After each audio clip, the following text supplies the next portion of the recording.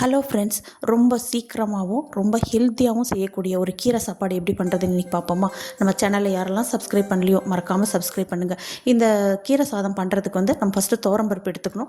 நான் செய்கிறது இன்றைக்கி 3 to 4 பேர் சாப்பிட்லாம், அந்தளவுக்கு பண்ணுறேன். இதுக்கு அரை கப் துவரம்பருப்பில் ஒரு 4-5 பல் பூண்டு போட்டு குக்கரில் ஒரு 2 விசில் எடுத்துக்கணும். ஒரு கடாய் ஒரு ஸ்பூன் எண்ணெய், ஒரு ஸ்பூன் கீ போட்டு காஞ்சதுக்கப்புறம் கொஞ்சம் கடுகு, சீரகம், ஒரு கொஞ்சோண்டு வெந்தயம், கடலைப்பருப்பு, இது கூட அரை இன்ச் இஞ்சி குட்டி குட்டியாக கட் பண்ணி வச்சுருக்கேன், அதையும் ஆட் பண்ணிட்டு ஒரு பெரிய வெங்காயம் நீல வாக்கில் கட் பண்ணியிருக்கோம், அது கூட காஞ்ச மிளகா, கருவேப்பிலை, கூடவே உப்பு போட்டு மஞ்சத்தூள் போட்டு நல்லா வதக்கிக்கணும். கூடவே ஒரு தக்காளி ஆட் பண்ணிக்கணும்.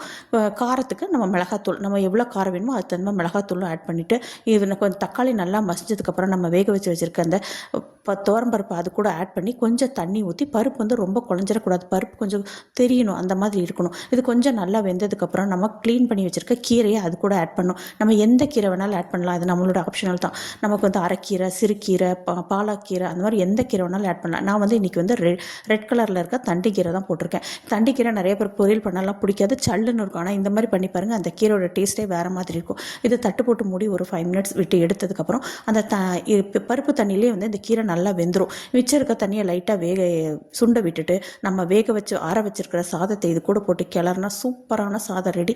ரொம்ப குயிக்காக பண்ணிடலாம். கீரை சாப்பாடு பிடிக்காதவங்களாம் இந்த மாதிரி பண்ணி கொடுத்தா கண்டிப்பாக கீரை பிடிக்கும். ஏன்னா கீரை நிறைய கடையும் போது கொஞ்சம் சல்லுன்னு இருக்கும். ஆனால் இந்த மாதிரி சாதம் பண்ணும்போது அதனோட டேஸ்ட்டே வேறு மாதிரி இருக்குது. சைடிஷே தேவையில்லை. நான் இன்றைக்கி இதை வடகத்தோடு இதை சர்வ் பண்ணியிருக்கேன். வடகமும் ஊறுகாய் வச்சுருக்கேன். கண்டிப்பாக ட்ரை பண்ணி பாருங்கள். தேங்க்ஸ் ஃபார் வாட்சிங்.